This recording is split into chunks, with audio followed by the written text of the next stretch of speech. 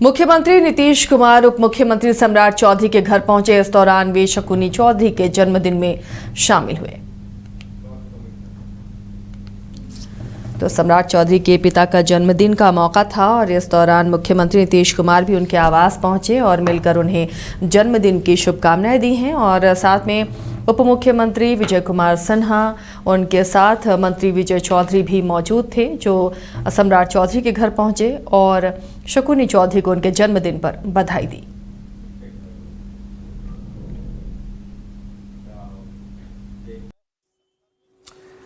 अररिया में आरजेडी की सांगठनिक एक बैठक हुई। इस बैठक में शिरकत करने पहुंचे सांसद मनोज झा और उन्होंने इस दौरान जमकर नीतीश कुमार पर हमला बोला और कहा कि बिहार में सरकार नाम की चीज कोलैप्स कर गई है। उन्होंने कहा कि जिले का हाकिम खुद को सुपर सीएम समझ रहा है, प्रखंड के हाकिम का भी यह हाल है और जो मुख्यमंत्री है उन्हें पता ही नहीं कि वो अब क्या है। ऐसे में समझ से परे है बिहार सरकार चला कौन रहा है। ये सिर्फ अररिया नहीं, सीमांचल से लेकर पूर्वांचल तक, जहानाबाद से लेकर के औरंगाबाद तक, कहीं भी चले जाइए, जब सरकार चरमराती है ना, यहां सरकार नाम की चीज कोलैप्स कर गई। तो जिले में जिले का जो हाकिम है वो अपने को सुपर मुख्यमंत्री समझ रहा है, प्रखंड में जो प्रखंड का हाकिम है वो सुपर मुख्यमंत्री समझ रहा है, और जो मुख्यमंत्री हैं उन्हें पता ही नहीं कि वो क्या है। अब दो लोग हैं, एक लोग हैं, वो चला रहे हैं। निर्णय ले कौन रहा है, हस्ताक्षर कौन कर रहा है?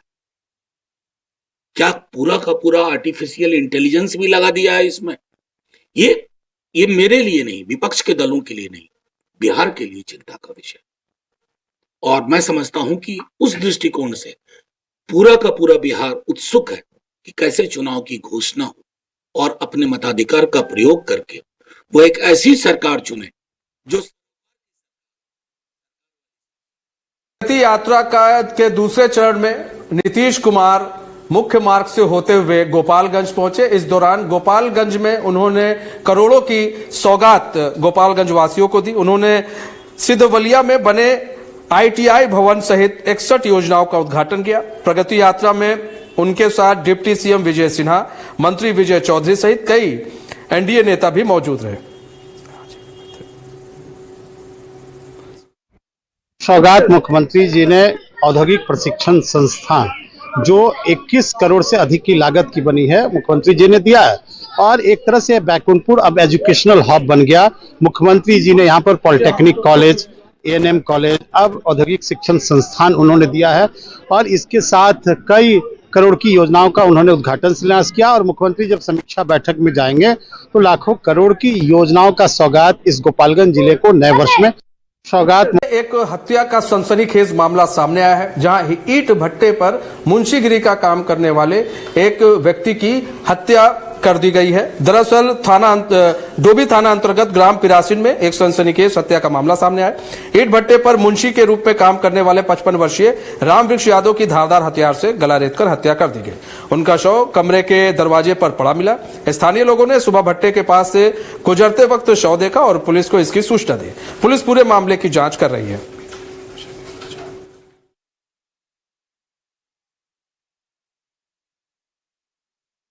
सुबह 4 तारीख को सूचना मिली कि ग्राम पिरासिन थाना डोभी में नदी के किनारे एक भट्टा पर एक व्यक्ति की धारदार हथियार से गला रेतकर हत्या कर दी गई है।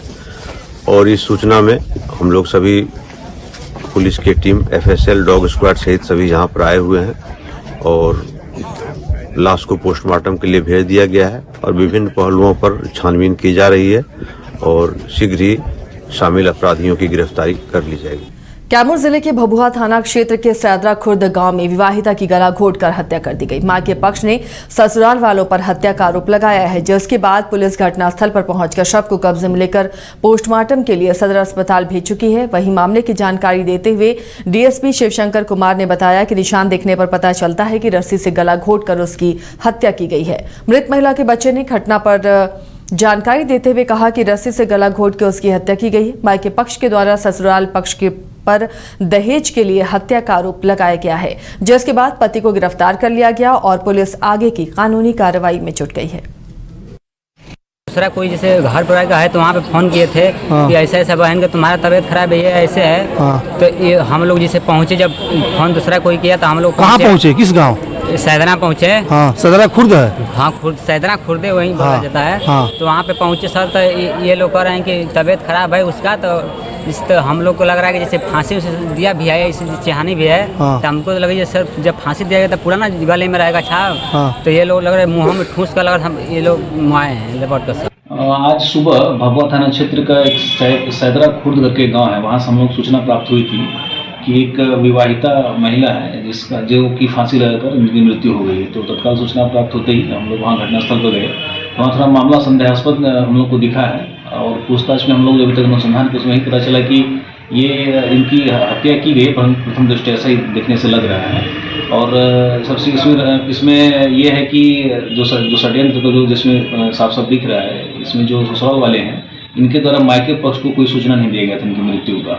और ये मृत्यु के उपरांत इनके द्वारा दाह संस्कार करने के लिए ये लोग लेकर जा रहे थे, तो गांव वाले के द्वारा उनके मायके को सूचना मिली थी। तो मायके वाले आ भी गए वहाँ पर, तो उनको आते ही वो लोग क्या कि शव को छोड़कर भाग गए। तो इनके बाद हम लोग वहाँ चूँकि पहुँचे हुए थे, तो हम लोगों ने उसको सबको अपने कब्जे में लेकर उसका हम पोस्टमार्टम भी कराया है। एक पोस्टमार्टम रिपोर्ट भी पेंडिंग है। और तो अभी उनका जो मृतका का भाई है उसके द्वारा FIR भी प्राथमिकी दर्ज कराया गया है, जिसमें दहेज हत्या और दहेज की मांग को लेकर उनके द्वारा प्राथमिकी दर्ज कराई गई है। दूसरा कोई जैसे घर पर आएगा है तो वहाँ पे फ़ोन किए थे कि ऐसा ऐसा बहन का तुम्हारा तबीयत खराब है, ये ऐसे है। तो ये हम लोग जैसे पहुँचे, जब फ़ोन दूसरा कोई किया तो हम लोग कहाँ पहुँचे, किस गाँव? सैदना पहुँचे। पटना में रेल एसपी अमृतेंदु शेखर ठाकुर ने जानकारी देते हुए कहा कि बख्तियारपुर रेलवे स्टेशन के पास पुलिस की चेकिंग अभियान के दौरान सफलता मिली है। पुलिस की चेकिंग अभियान को देखकर 2 मोटरसाइकिल सवार भागने लगे, जिस दौरान उनका बैग वहीं पर गिर गया। बैग की तलाशी लेने पर उसमें जिंदा कारतूस और 30 गोलियां भी बरामद हुई हैं। 2 बोतल शराब भी पाई गई। बैग के अंदर आत्मलगोला के रहने वाले जयकुमार का डॉक्यूमेंट भी मिला है। पुलिस ने आर्म्स एक्ट के तहत FIR दर्ज कर लिया है और फरार लोगों की तलाश में जुट गई है।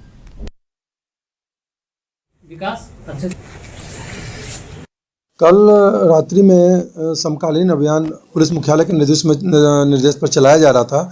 तो उस क्रम में जब चेकिंग की जा रही थी बख्तियारपुर रेलवे स्टेशन पे, तो वहाँ पे पाया गया कि 2 व्यक्ति मोटरसाइकिल पर जो आ रहे थे सर्कुलेटिंग एरिया में, वो पुलिस को देखकर भागने लगे और वो मोटरसाइकिल से भाग गए। लेकिन उनके पास जो पिट्ठू बैग था उसको जब वही छूट गया, उसको जब चेक किया गया तो उसमें से 0.315 बोर का 30 जिंदा कारतूस मिला और 1.5 लीटर 2 बोतल विदेशी शराब मिले और अन्य कागजात भी मिले हैं, जिसमें कि कांड दर्ज किया गया है। और जो भागने वाले व्यक्ति थे उससे संबंधित कुछ कागजात मिले, जिसमें कि जन्मेजय कुमार रहने वाले आत्मलगोला थाना पटना के हैं, उनसे संबंधित कागजात मिले हैं।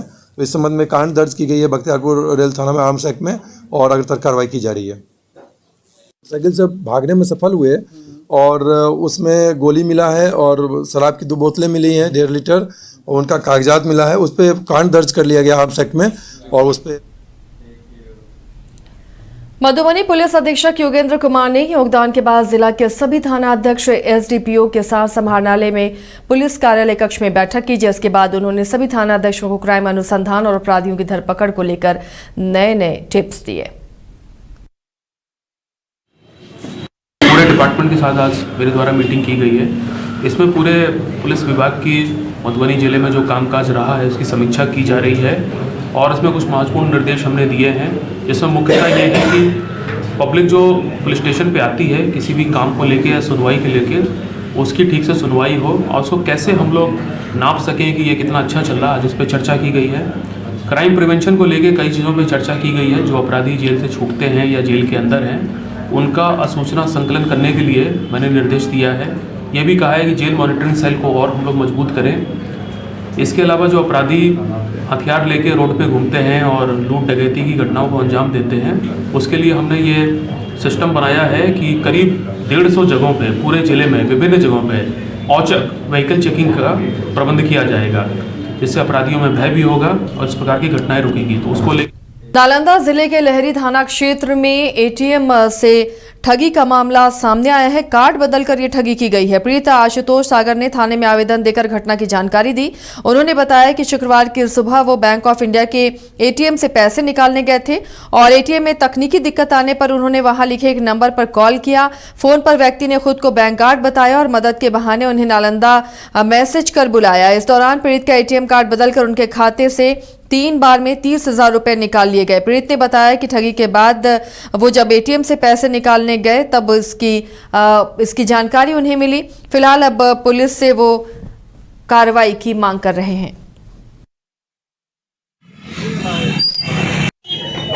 यहाँ पे नंबर चिपकाया हुआ था, नंबर लिखा हुआ था, कहिएगा तो नंबर मेरे पास है, उसका नंबर है। 2-3 बार बात भी हुआ है। जब हम लगा रहे हैं तो नंबर स्विच ऑफ बता रहा है। आपका नंबर चिपकाया हुआ है, आप कैमरा कौन सी लगाएंगे? नंबर लिख के जा रहा है।